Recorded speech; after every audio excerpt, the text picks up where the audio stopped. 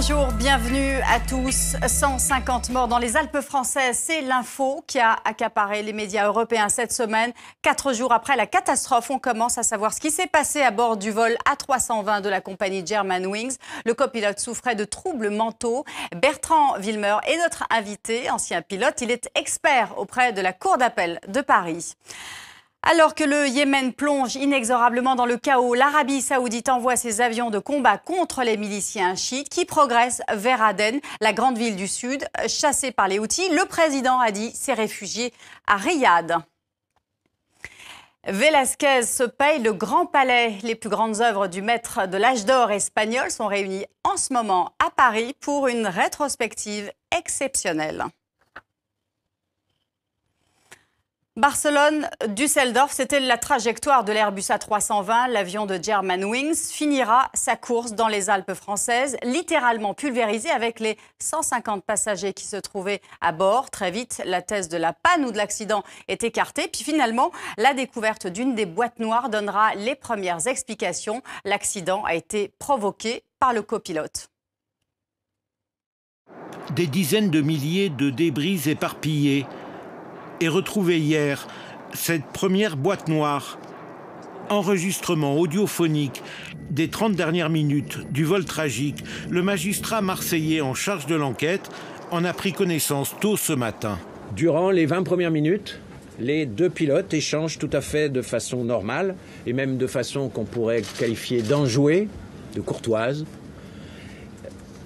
comme de pilotes normaux au cours d'un vol. Puis, le commandant de bord s'éclipse, probablement vers les toilettes de l'appareil. Il ne reprendra jamais les commandes. L'accès au cockpit est verrouillé.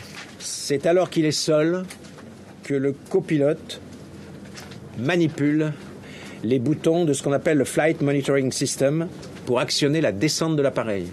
L'action sur ce sélectionneur d'altitude ne peut être que volontaire. L'interprétation la plus plausible, la plus vraisemblable pour nous, est que le copilote, pour une raison qui aujourd'hui nous ignorons totalement, mais qui peut s'analyser comme une volonté de détruire cet avion. La descente est désormais inexorable, 1000 mètres minute. L'enregistrement témoigne des efforts répétés du commandant qui tente en vain de regagner le poste de pilotage. On entend plusieurs appels du commandant de bord demandant l'accès à la cabine de pilotage. Et ce, par l'intermédiaire de ce qu'on appelle l'appel cabine. En l'espèce, c'est un interphone avec une visio. Donc on peut dire qu'il s'est montré, il s'est identifié. Et à ce moment-là, on entend des coups portés violemment comme pour défoncer la porte. Je pense que les victimes ne se sont rendues compte qu'au dernier moment. Au tout dernier moment. Puisque dans la bande audio qu'on écoute, les cris interviennent que juste dans les derniers instants, juste avant l'impact. Mais dans le poste de pilotage, on ne perçoit qu'une respiration régulière. L'avion s'écrase sans qu'aucun mot n'ait été prononcé. Bertrand Wilmer, bonjour. Vous êtes expert aéronautique, ancien pilote d'essai, également expert auprès de la Cour d'appel de Paris. Alors, on vient de l'entendre, il y a une volonté de détruire l'avion. En revanche, ce qui n'est pas dit, c'est que visiblement, le copilote souffrait de troubles mentaux. Ça, c'est à l'enquête de le déterminer. Les pilotes font l'objet d'un suivi médical annuel. Font l'objet d'un suivi de la part de la médecine, du médecin de leur compagnie, la médecine du travail, si vous préférez. Et puis les pilotes travaillent en équipage de façon extrêmement étroite, comme vous le savez, et font des passages au simulateur, ont des contrôles en ligne. Donc c'est à l'enquête d'essayer de constater, durant toutes ces phases où le pilote n'est pas seul, où il peut être évalué, où il peut être jugé, si vraiment le cas a été détectable ou pas. Ça, c'est pas à moi de le dire. Alors, on va reparler de cette fameuse porte du cockpit. Visiblement, d'après les informations du journal allemand Bild, le pilote a tenté de forcer la porte avec une hache. Est-ce qu'il ne faut pas revoir le protocole de sécurité de cette porte de cockpit? Ça paraît quand même un peu invraisemblable qu'on ne puisse plus l'ouvrir, cette porte. Bien, tout d'abord, sur les leçons à tirer, cet accident, il est invraisemblable. Il est incroyable au sens strict du terme. D'abord, il est inédit. Enfin, en tout cas, à ma connaissance, c'est vraiment la première fois sur le transport aérien qu'on assiste à ce type d'accident. Ensuite, la deuxième chose un peu bizarre, enfin un peu particulière, c'est qu'on a eu des résultats extrêmement rapides. Le temps de l'enquête a été foudroyant. Là, il faut vraiment tirer un coup de chapeau à l'ensemble des services français, bien sûr les secours, bien sûr la prise en main par la justice de façon extrêmement claire, extrêmement rapide, et puis le travail du BEA. C'est pas simple, hein. Une catastrophe de cette nature, c'est pas simple à gérer, et c'était fait de façon remarquable par l'ensemble des organismes français. Ensuite, les leçons à en tirer concernant la façon de verrouiller le cockpit. Je vous rappelle que cette procédure de bunkerisation du cockpit a été mise en place après les événements du 11 septembre 2001. Donc, contre quoi il faut lutter? Contre le terrorisme ou contre un pilote qui, visiblement, a des problèmes psychologiques ou psychiatriques et qui, une fois tous les X centaines de millions d'heures de vol, peut arriver à un accident. Après, il faut se poser la question. Alors, les orientations, les possibilités pour les leçons à apporter, les leçons à retenir, elles sont de trois ordres. Il y a la partie technique, il y a la partie formation et la partie procédure. À la partie technique, il faut regarder effectivement s'il n'y a pas une possibilité d'ouvrir différemment cette porte. La partie procédure, c'est déjà mis en place dans pas mal de compagnies dans le monde, notamment les compagnies américaines, qui obligent à chaque fois qu'un membre d'équipage, pilote ou copilote, sort de la cabine, à ce qu'il soit remplacé par un membre de ce qu'on appelle du personnel navigant commercial, c'est-à-dire un steward, un chef de cabine ou une hôtesse. Bon, ça, c'est déjà le cas. Bon, il suffit de l'étendre et le problème semble résolu. Maintenant, vous n'allez pas non plus écarter complètement le cas où le pilote ou le copilote qui reste à bord avec le membre de l'équipage soit tous les deux atteints de troubles mentaux. Donc c'est sans fin. Est-ce que la deuxième boîte noire peut révéler encore des informations ou est-ce que là, on a à peu près tous les éléments en main? Non. Là, on a retrouvé la boîte qui enregistre, le Cockpit Voice Recorder, qui enregistre pas seulement les voix. Hein. Ça enregistre les échanges à l'intérieur du cockpit, ça enregistre les échanges entre l'équipage et le sol, ça enregistre les alarmes, hein, les alarmes vocales, les alarmes sonores, et ça enregistre ce qu'on appelle les bruits de fond. Et les bruits aérodynamiques, les vibrations dans la cabine, dans l'avion, etc. D'ailleurs, le procureur le dit, le précise, qu'on entend la respiration du copilote. Donc ça, c'est un premier indice. C'est des premiers éléments. Ensuite, la deuxième boîte noire, elle vous donne 8 à 900 paramètres sur ce type d'avion. C'est des paramètres, certains sont accessibles au pilote, d'autres pas du tout. Et ça permet de synchroniser la vie technique de l'appareil avec la vie sonore, si je puis me permettre, de l'appareil. Et puis il y a un troisième type d'information qui est la trajectoire de l'appareil. La trajectoire de l'appareil, elle est donnée par les radars au sol. Donc vous croisez les trois. Où l'avion est, qu'est-ce qui s'est passé dans l'avion et quel est l'état technique de l'avion. Et ces croisements de trois éléments vous permettent de façon extrêmement précise de reconstituer exactement ce qui s'est passé et quand pendant toute la durée du vol. Et à partir de là, l'enquête technique est terminée. Alors, il y a aussi malheureusement les victimes. Toutes n'ont pas encore été identifiées. L'émotion est particulièrement grande en Allemagne et en Espagne, qui paient le plus lourd tribut. 75 passagers allemands, 50 espagnols se trouvaient à bord. La chancelière Angela Merkel et le Premier ministre Mariano Rajoy sont arrivés sur les lieux du drame. Un président français, une chancelière allemande et un Premier ministre espagnol en pleine discussion pendant de longues minutes avec des secouristes de haute montagne. Une scène inédite cet après-midi à Seynes-les-Alpes, là où les opérations d'enquête et de recherche sont centralisées depuis hier, après l'accident de l'A320 de Germanwings survenu à quelques kilomètres. Puis direction le village du Vernet, François Hollande, Angela Merkel et Mariano Rajoy partent à la rencontre des familles des victimes déjà sur les lieux. Un moment de recueillement dans la chapelle ardente improvisée, loin des caméras. Retour ensuite à Seynes-les-Alpes pour une conférence de presse commune. La France apportera également un soin tout particulier.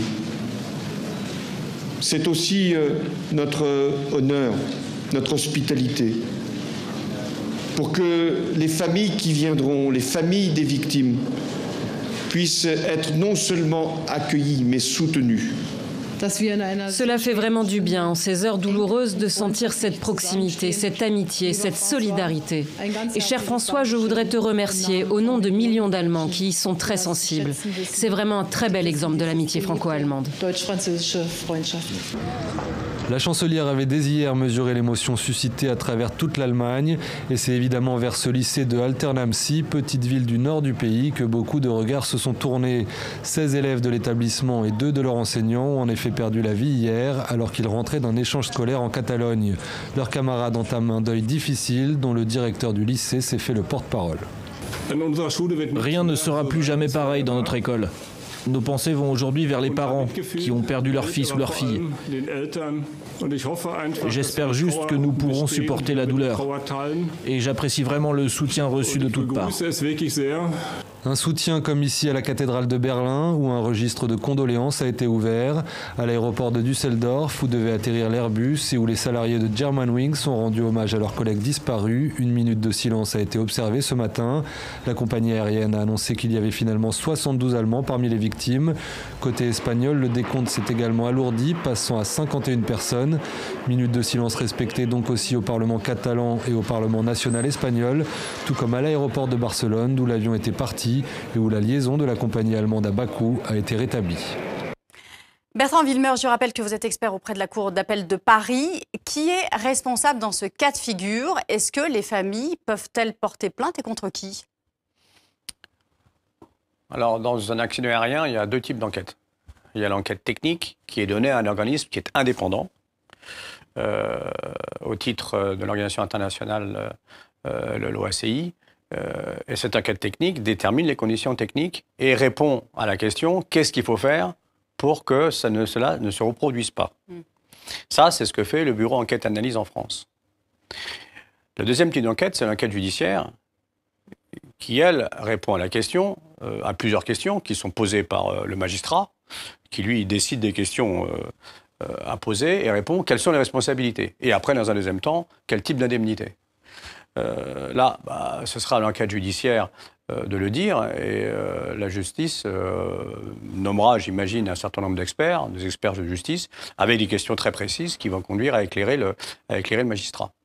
Alors, on peut dire que dans un avion, c'est le pilote qui assure la sécurité de l'ensemble des passagers. Après cet accident, est-ce que vous ne pensez pas que le contrat de confiance entre le pilote et les passagers est rompu? Non.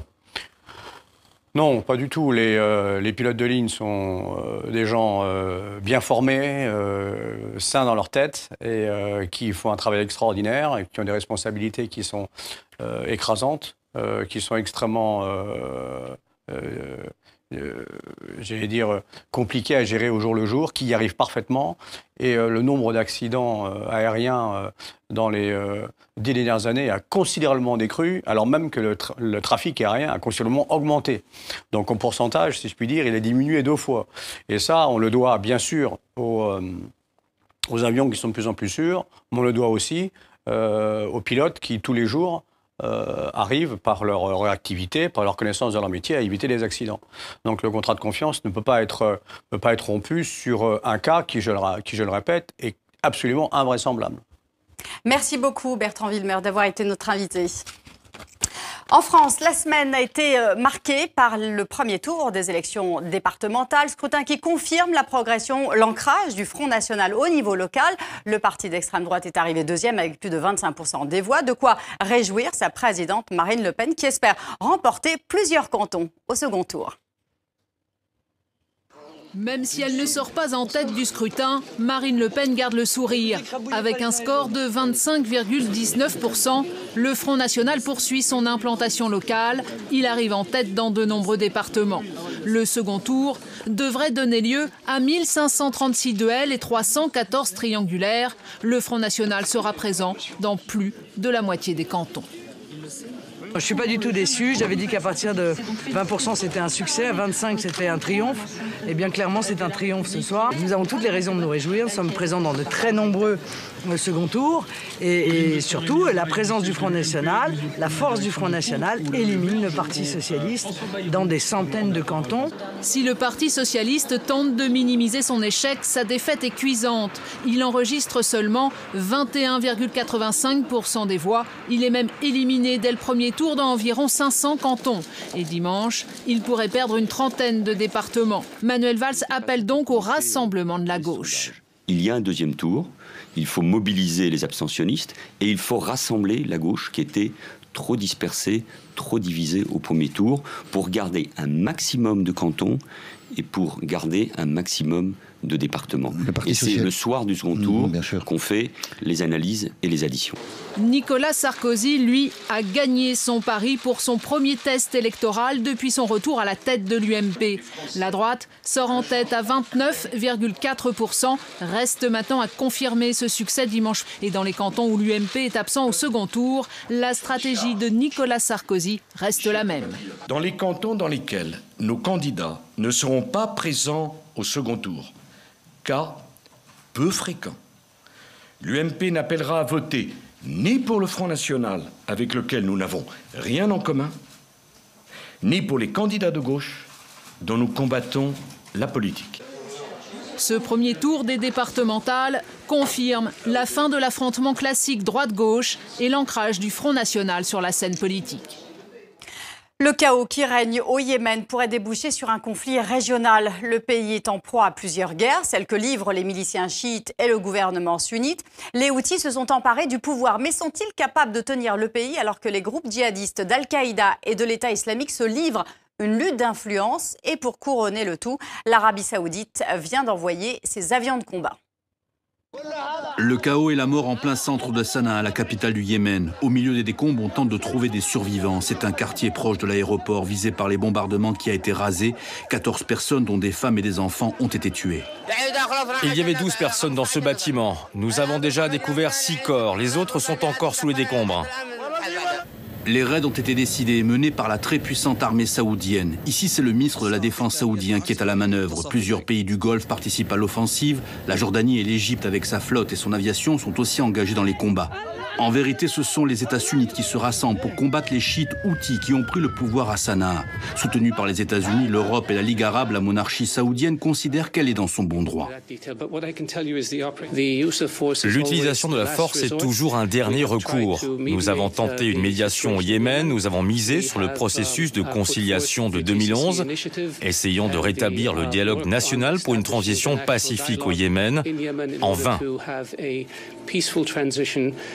Les Houthis seraient soutenus par l'Iran chiite, le grand ennemi de l'Arabie saoudite. Officiellement, Téhéran dit ne pas soutenir les rebelles du Yémen. En vérité, comme en Syrie ou en Irak, l'Iran tente d'étendre sa zone d'influence dans le monde musulman. Il faut que cette action militaire s'arrête aussi vite que possible afin de renouer le dialogue. Nous pensons que ces actions militaires ne font que plonger le pays dans la tourmente et ne profitent à aucun pays. Ici, à Taïs, dans le centre du Yémen, la population soutient l'intervention saoudienne et le régime démocratique déchu. Mais les rebelles houthis continuent leur avancée. Ce soir, le président Rabo Mansour Hadi, élu en 2012, s'est réfugié en Arabie saoudite. Karim Wade, le fils de l'ancien président Abdoulaye Wade, a été condamné à 6 ans de prison ferme, de quoi provoquer un coup de tonnerre politique au Sénégal. Adulé dans son propre camp, il ne fait pas l'unanimité au sein de la population. L'homme cumulait 4 portefeuilles durant la présidence de son père. La chute est d'autant plus sévère qu'il était destiné à lui succéder. 6 ans de prison ferme, 209 millions d'euros d'amende et des militants effondrés. C'est un verdict légèrement inférieur aux réquisitions du procureur spécial, mais suffisant pour priver Karim Wade de présidentielle en 2017. 2 jours seulement après son investiture par l'opposition du Parti démocratique sénégalais. Fin d'un procès controversé sous haute surveillance qui ouvre une période d'incertitude. La condamnation est politique. On veut empêcher, depuis longtemps, on veut empêcher un candidat, notre candidat, d'être présent à l'élection présidentielle. Donc nous nous attendions à un verdict de ce type-là. Mais maintenant, nous allons déterminer librement la forme de notre combat. Karim Wade, 46 ans, a toujours nié s'être enrichi illégalement. Du temps où il était conseiller influent, puis surnommé ministre du ciel et de la terre, en référence aux 4 portefeuilles dont il avait la charge sous la présidence de son père. Détenu dès avril 2013, il conteste dès le début la Cour de répression de l'enrichissement illicite. Ses avocats boycottent même le procès qu'il qualifie de politique. Une justice critiquée par les organisations des droits de l'homme, sans appel possible, sinon un recours devant la Cour suprême. C'est la voie choisie aujourd'hui par la défense. Mais les partisans de Karim Wade pourraient céder à la colère. Présent lors du verdict, Abdoulaye Wade monte lui aussi au front. Sorti de sa retraite forcée après sa défaite face à Macky Sall, Gorgui, alias le Vieux en Wolof, a annoncé la couleur. Il va se battre jusqu'au bout pour libérer son fils. Lee Kuan Yew était une figure légendaire en Asie. En 50 ans à peine, il a fait de Singapour une cité-État à l'économie florissante. Il n'a que 35 ans lorsqu'il devient le premier chef du gouvernement de Singapour, poste qu'il quitte en 1990. C'était un dirigeant à poigne qui faisait peu cas des libertés individuelles, mais son influence restera intacte jusqu'à la fin de sa vie. Il est décédé à l'âge de 91 ans. Des fleurs, des messages de condoléances, les habitants affluent de toute l'île vers l'hôpital général et le palais présidentiel. Singapour a perdu son père fondateur. Nous avons perdu un immense leader, une figure mondiale compétente. D'une île pauvre, il a fait un pays de premier plan. Nous sommes vraiment fiers en tant que Singapouriens. Dans le monde entier, les hommages se multiplient. Qualifié de géant de l'histoire, grand stratège des affaires asiatiques, visionnaire ou encore figure légendaire, Lee Kuan Yew a dominé la vie politique du pays pendant 50 ans en tant que Premier ministre, puis comme conseiller. Mon travail consiste à obtenir ce que je sais bien faire. Ma devise dans la vie est « Si vous avez décidé de faire quelque chose, faites-le bien ou ne le faites pas du tout ». Son aura et son influence sont telles qu'en 2004, son propre fils récupère le fauteuil de la primature, un fils aujourd'hui ému. Il nous a inspirés, nous a donné du courage, nous a gardés unis et nous a amenés ici. Il s'est battu pour notre indépendance, a construit une nation là où il n'y en avait pas.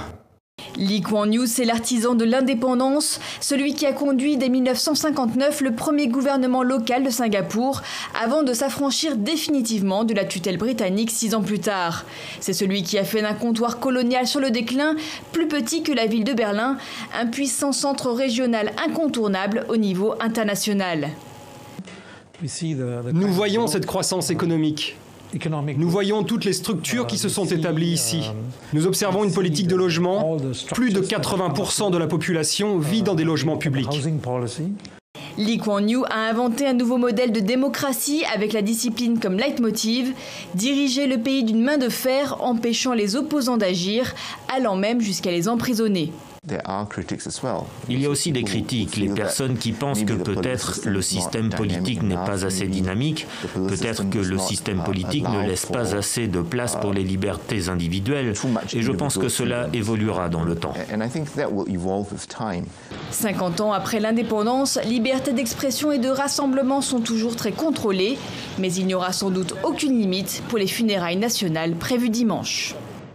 Velázquez au Grand Palais. Paris organise enfin une rétrospective dédiée au grand peintre. Maître de l'âge d'or espagnol, Velázquez raconte aussi bien les tavernes sévillanes que la cour du roi Philippe IV au XVIIe siècle. Ses portraits sont extraordinairement vivants, un genre qu'il a modernisé. Velázquez a peu peint au cours de sa vie, mais il a réalisé quelques chefs-d'œuvre. Je vous laisse découvrir. Dans cette exposition, vous allez voir des tableaux rares, comme cette Vénus au miroir. C'est le seul nu jamais peint par Diego Velázquez. Et puis il y a des tableaux célébrissimes qui ne se déplacent plus, comme les Ménines, qui seront juste représentés par cette copie d'élève. Curieusement, Diego Velázquez, grand maître espagnol du XVIIe siècle, est quasiment absent des musées français. Et il a fallu beaucoup d'énergie à ce conservateur du Louvre pour faire venir à Paris 64 chefs-d'œuvre du monde entier. Une exposition Velázquez est toujours compliquée à monter, justement en raison de la rareté de ses tableaux, de leur concentration au Prado, qui a une règle stricte de ne pas prêter plus d'un certain nombre pour une même exposition, et de la grande préciosité de ses œuvres, ce qui fait que très légitimement, la plupart des collections publiques et privées sont réticentes à l'idée de s'en séparer pour quelques mois, parce que c'est généralement le fleuron, le joyau de leur collection. Diego Velázquez, le voilà. Pendant plus de 30 ans, il va être le peintre officiel de la cour royale d'Espagne. Dans ses portraits, il y a le roi Philippe IV, peint des dizaines et des dizaines de fois. Et puis, il y a ces nombreux enfants, des petits personnages sérieux comme engoncés dans leurs costumes de cour, à l'image de l'infante Marie Marguerite, à peine 8 ans, et l'air de vouloir sortir du tableau. La peinture de Velázquez, c'est de l'hyper-présence. On a l'impression que le modèle, que la peinture est présente. Et la peinture est présente, la peinture vibre. Tout chez Velázquez est dans le présent et nous respirons le même air. On a l'impression en tout cas de respirer le même air que celui de Velázquez. Depuis le XVIIe siècle, la touche vibrante de ce grand maître de la peinture n'a jamais cessé de fasciner les artistes. Les impressionnistes l'ont vénéré et les plus grands peintres du XXe siècle se sont inspirés de ces portraits incroyablement modernes où le regard est toujours aussi puissant. Et c'est la fin de cette émission. Merci de l'avoir suivi. Comme d'habitude, les fiches pédagogiques et les exercices sont à retrouver sur notre site internet www.tv5monde.com. Excellente suite de programme. À vous tous.